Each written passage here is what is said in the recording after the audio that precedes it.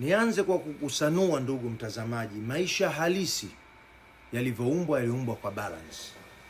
Usiku na mchana, jua, mvua, mwanga na giza, kupanda, kushuka, kukosa na kupata.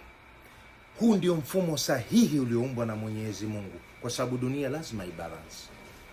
Lakini kutokana na dunia tunaoishi sasa hivi iliyojaa malimbukeni na watu kushindana baina yetu na kuamini ya kwamba hayo ndio maisha na kusahau kabisa mfumo sahihi ulioumbwa wa dunia ambao ni balancing.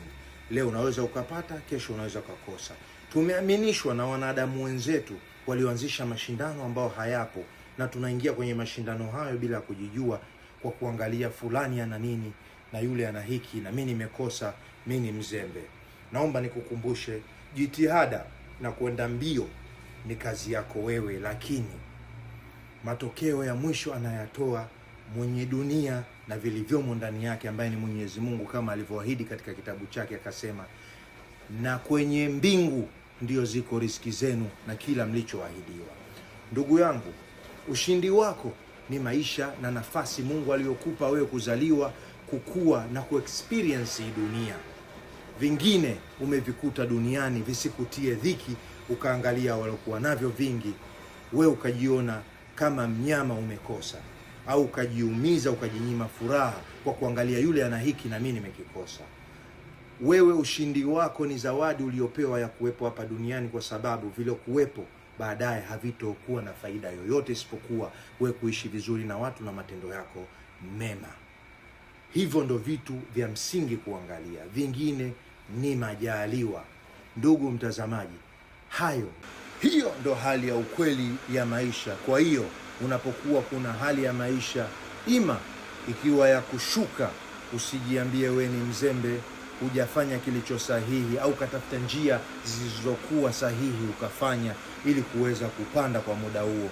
Akili yako natakiwa iamini ya kwamba unapitia hali hiyo ya maisha kwa sababu ndo wakati wake ulioandikiwa.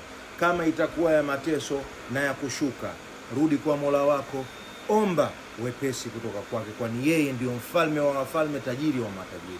Na ikiwa hali yako ni ya kupanda, vile vile usijisahau ukajiona wewe ni mjanja na unajua sana na dunia unaiweza. Wangapi waliokuwepo kwenye dunia hii kabla yetu sisi, waliomiliki mali na mali, mwisho wa siku wakaangamia. Tumia neema yako alokupa Mungu kuwasaidia wengine, kufanya ya kwamba riziki za wengine zinapitia kwako.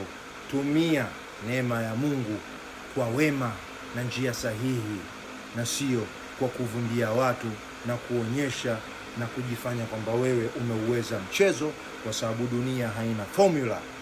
Leo hii unaweza ukawa juu, kesho ukawa chini, na ukashangaa ukajiuliza.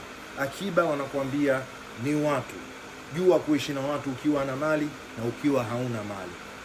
Message yangu kamili ni kwamba chochote tunachopitia ndiyo hali sahihi ya dunia. Usijitie dhiki kwa kukosa, na usijitie ufahari na kiburi kwa kupata.